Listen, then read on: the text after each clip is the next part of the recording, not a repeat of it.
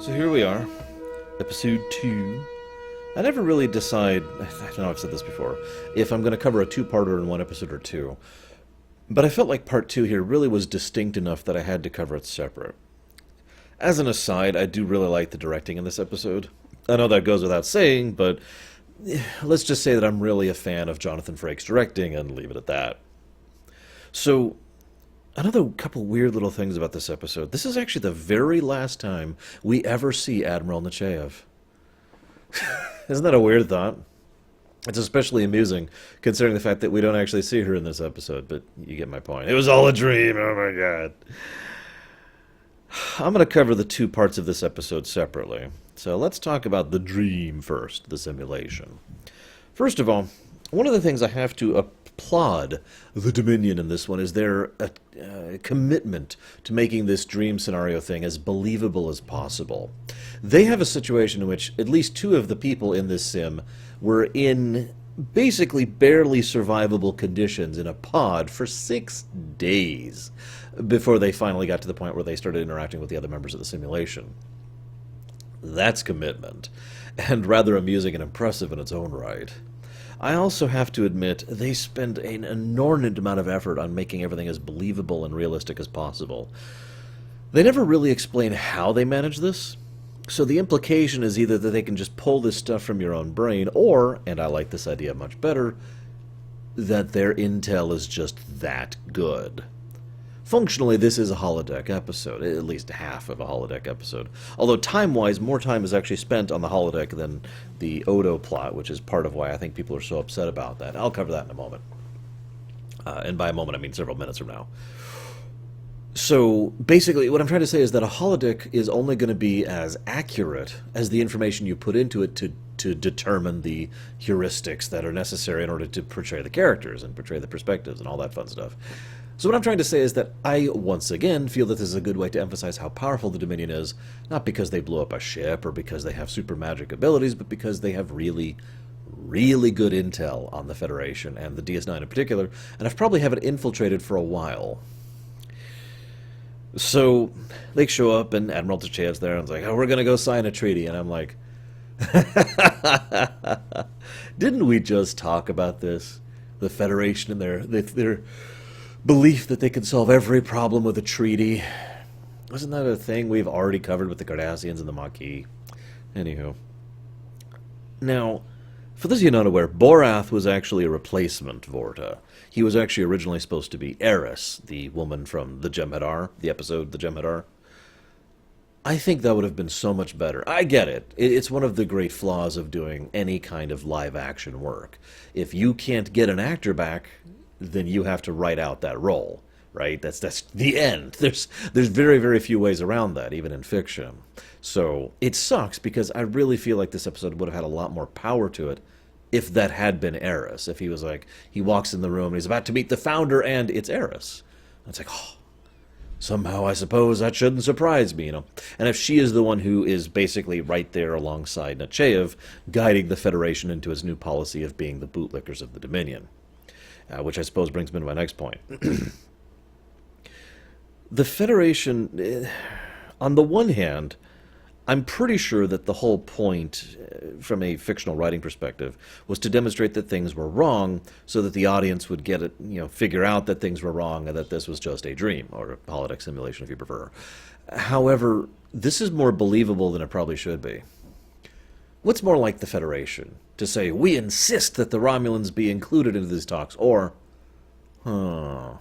if we form a political alliance with the Dominion and the Cardassians and whoever else, we never get anyone else named, that's going to give us a huge amount of political sway when it comes to dealing with the Romulans, who, I remind you, we're not really on friendly terms with right now. I mean, yeah, we recently got that cloak, but that's about the most friendly thing we've had happen with them in recent memory. The two-part of unification was not all that long ago, for a bit of reference, so I can kind of see the Federation taking this particular ploy. Rather than being more overt, this is them playing at politics, which is what the Feds are good at, so I'm with it. It also isn't all that unbelievable. Remember that one of the biggest tools the Federation had used to check the Romulans for many years is the Klingons. and their alliance with them. Because, I mean, it just makes sense, right? If you have power A, B, and C, and power A and B united, C is going to be a whole lot less likely to poke at, bother, or outright attack A or B because they're united. I mean, this is just basic political logic, right?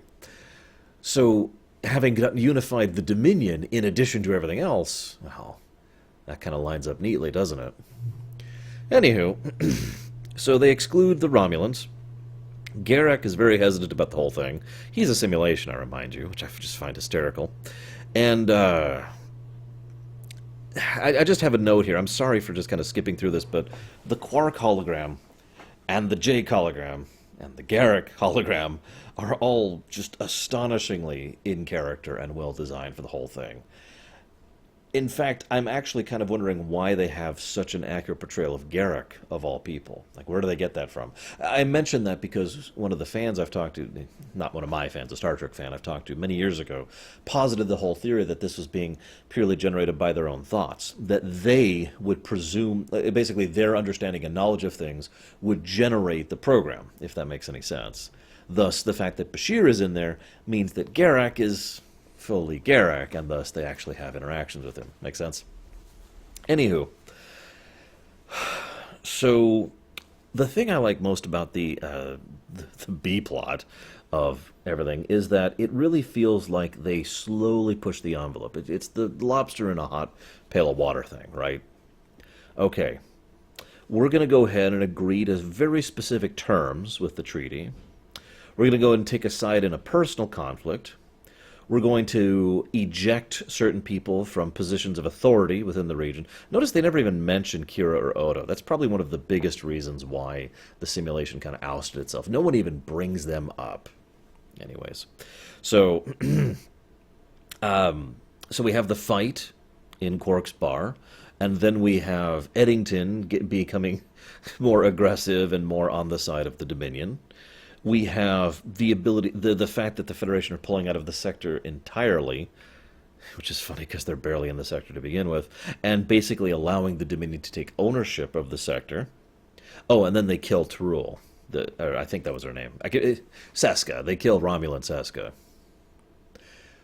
Each of these steps can be argued and debated basically in a vacuum.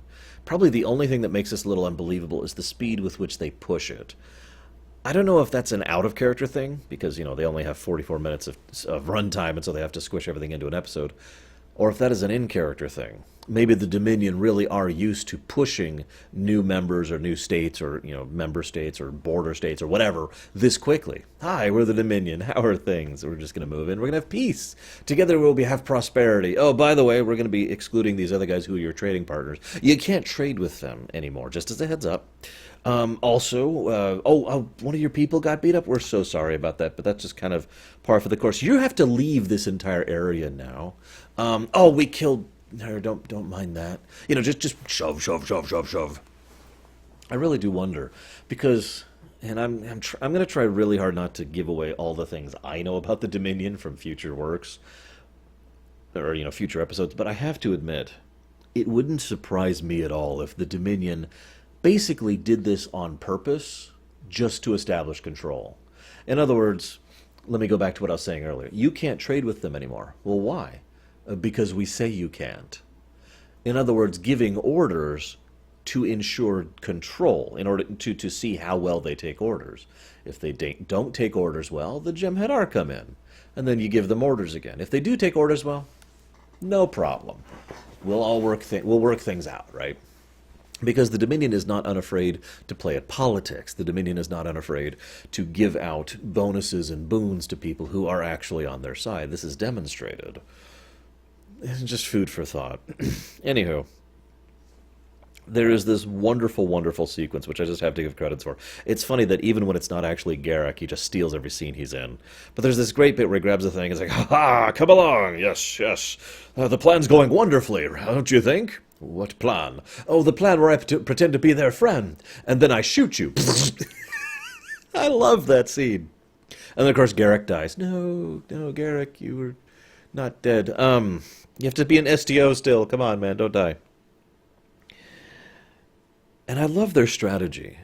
they very quickly decide, and there's like not even a discussion about it. They just very quickly say amongst each other, "We've got to go destroy the wormhole." Like there's not even a debate. There's not even a hang on, everyone gather on the meeting. The only way to stop the Dominion is to go. No, everyone's already on board with this idea, and everyone's already like, "Let's go, close the wormhole," and the end.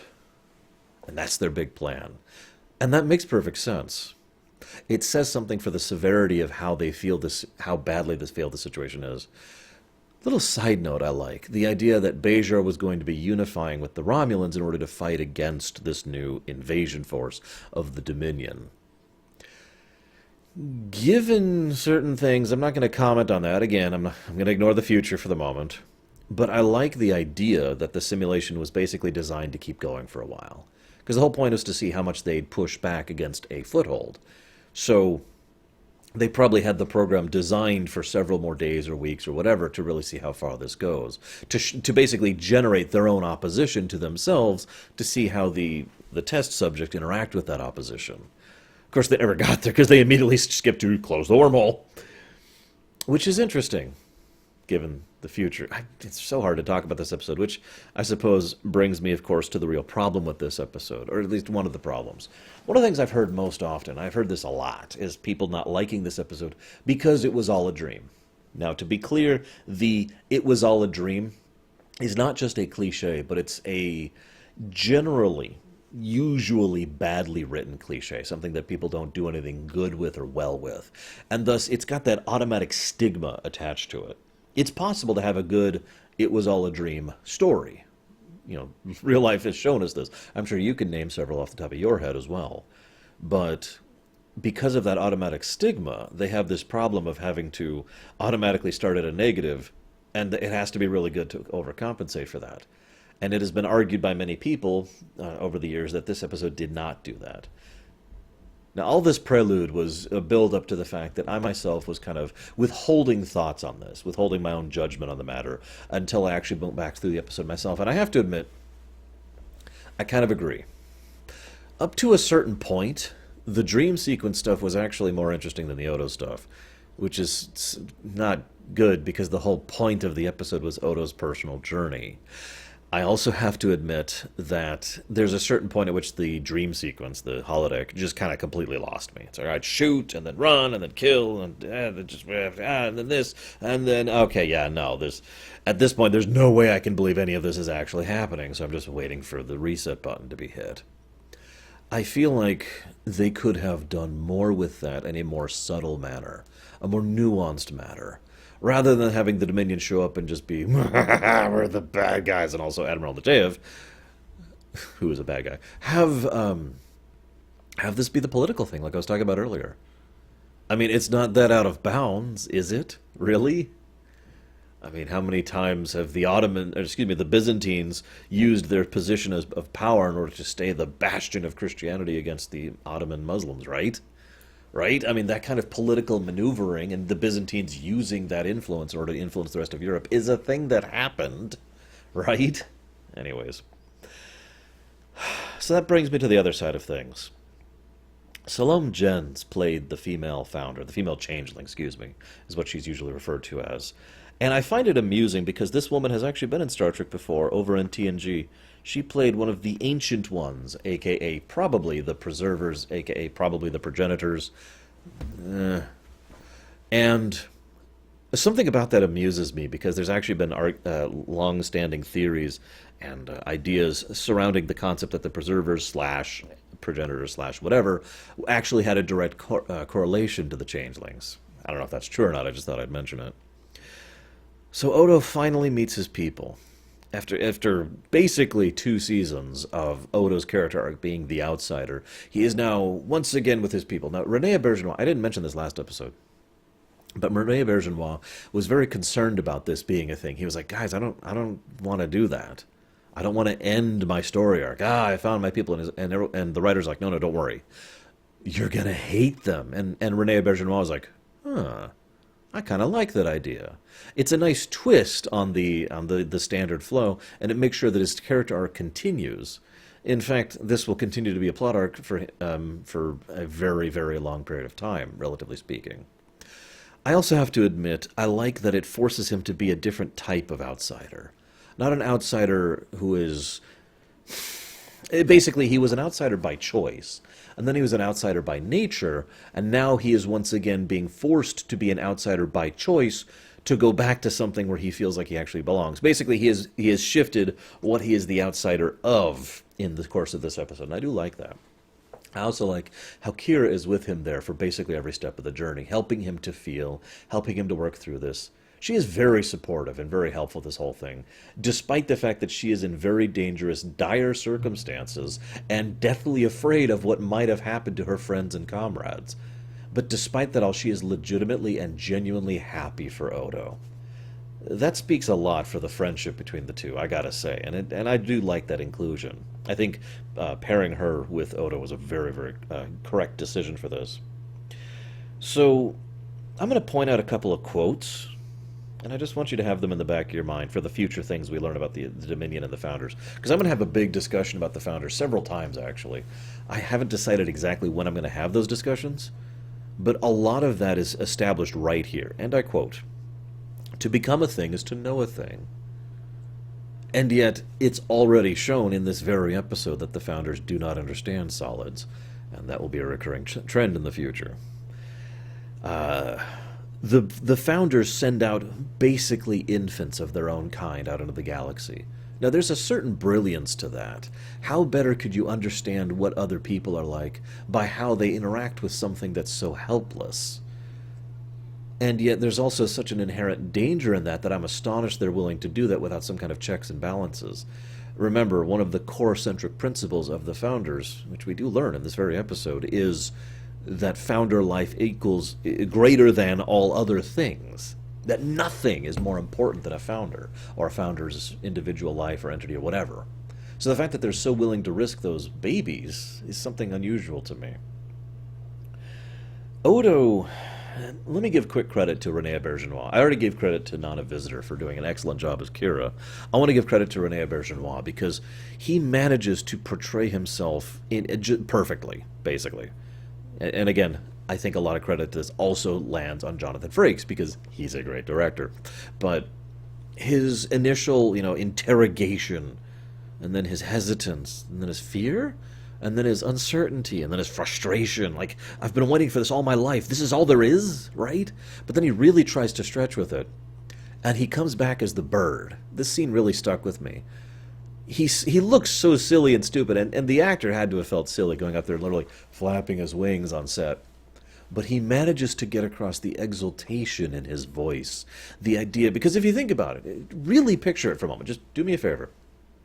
Picture being a bird right now. Whoosh, you're in the air, and you're flying through, and you feel the wind under and through your feathers and pushing up against your wings, and as you push your way through, you're just looking all around you and seeing the world. That would be such an interesting and enervating experience for you, wouldn't it?